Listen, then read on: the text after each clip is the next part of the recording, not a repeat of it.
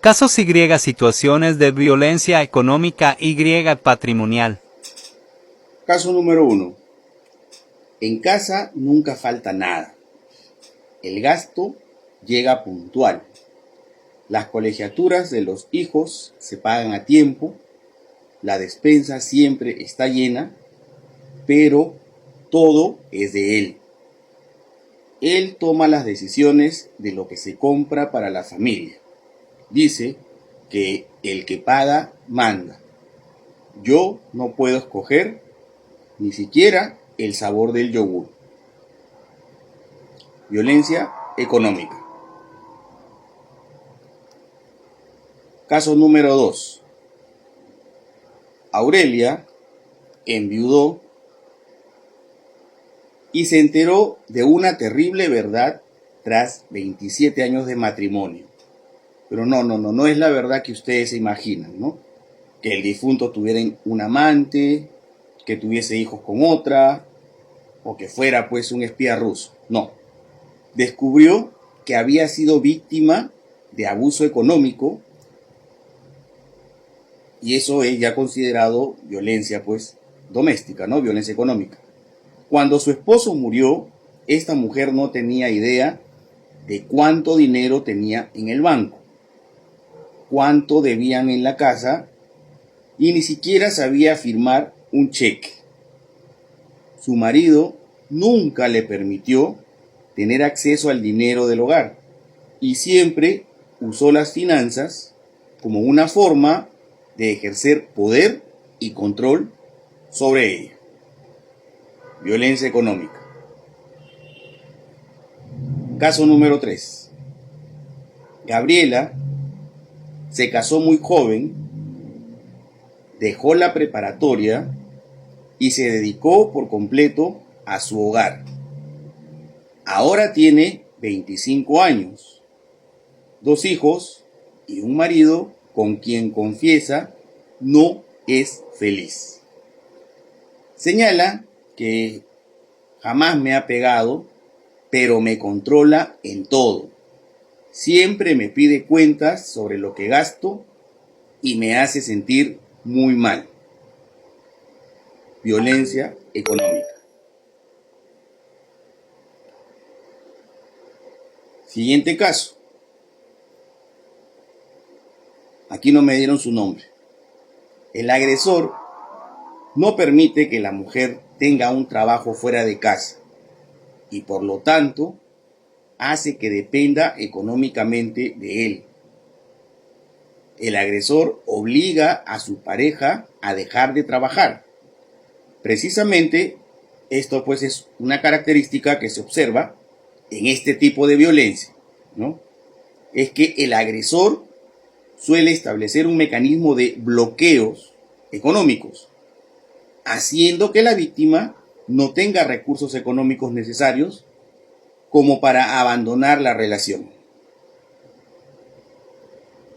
Siguiente caso, acá tampoco dan su nombre. El agresor no permite que la víctima estudie o tome algún curso o capacitación.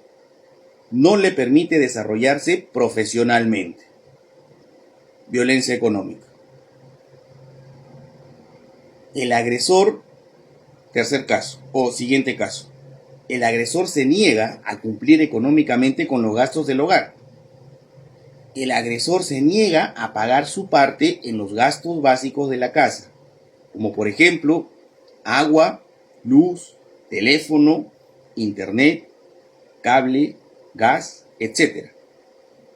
Y los mismos terminan recayendo sobre su pareja.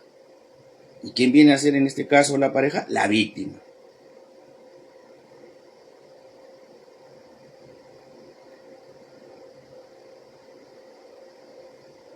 Bueno, ya, se acabaron los casos, ¿no?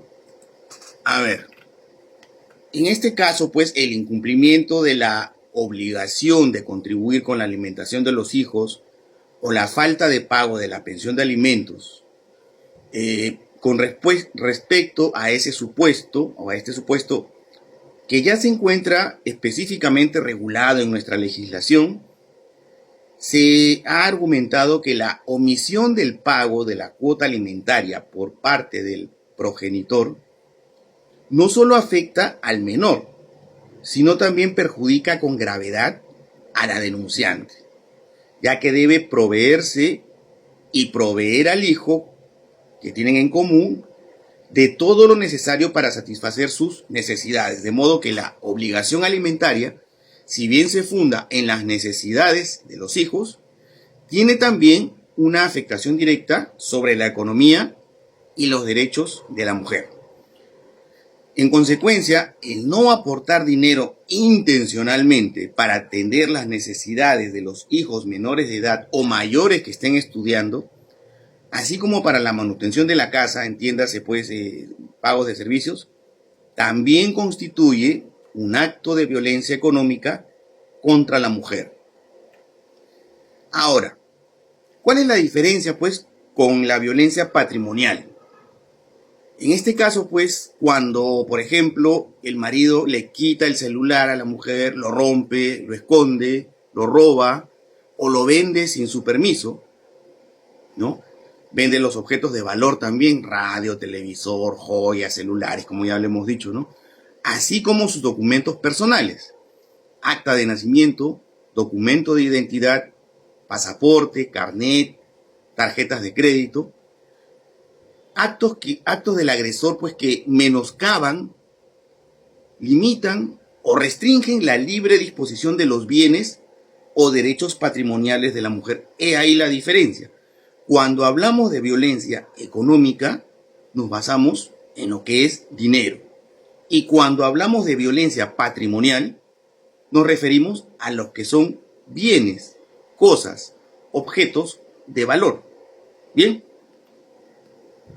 También se da pues cuando el agresor destruye u oculta documentos de dominio o de identificación personal, ¿no? O bienes también, ¿no? Diplomas, objetos personales, instrumentos de trabajo, libros que le sean indispensables para ejecutar sus actividades habituales. El agresor, en este caso, daña los bienes o pertenencias de su pareja, como puede ser también ropa u objetos personales de valor, con el objeto de humillarla o hacerla sentir mal. He ahí pues la diferencia entre la violencia económica y la violencia patrimonial. Entiéndase nuevamente, violencia económica, dinero, y violencia patrimonial, bienes, objetos, cosas de valor. Ahora, preguntan cuándo o de qué forma se denuncia la violencia económica. ¿Qué hago? Me dicen, voy a la comisaría, vengo a denunciar violencia económica. Ya lo había manifestado en otros videos anteriores. La violencia económica viene como un producto, como una consecuencia de la violencia física. Digamos, pongámoslo de esta forma. La mujer le dice al marido, oye, que falta dinero, falta comprar esto, hay que pagar el colegio, el niño se va de paseo, y el marido empieza a decirle un montón de cosas, ¿no? Que eres así, que eres asá, que eres... Y después de gritarla, insultarla, humillarla, le mete un cachetadón, ¿no? Una patada, un puñete, le jala de los pelos. ¿Y cuál es el producto? ¿Cuál es la consecuencia, mejor dicho, de esas agresiones? El haberle pedido dinero. Ahí radica la violencia económica. ¿Bien? Ahora, para esto se establecen medidas de protección y medidas cautelares, ¿no? Las mismas que se pueden dar como el retiro del agresor del domicilio, el inventario de bienes, la prohibición de disponer, de enajenar u otorgar en hipoteca, prenda, los bienes muebles o inmuebles, ¿no? También, en este caso, se le da como medida cautelar una asignación económica, ¿no? De emergencia, para atender las necesidades básicas de la víctima y sus dependientes, ¿no? Una cantidad que sea suficiente para evitar que se mantenga o coloque a la víctima en una situación de riesgo frente a su agresor e ingrese nuevamente pues a un siglo de violencia. Tienen que entender que la violencia en este caso es cíclica.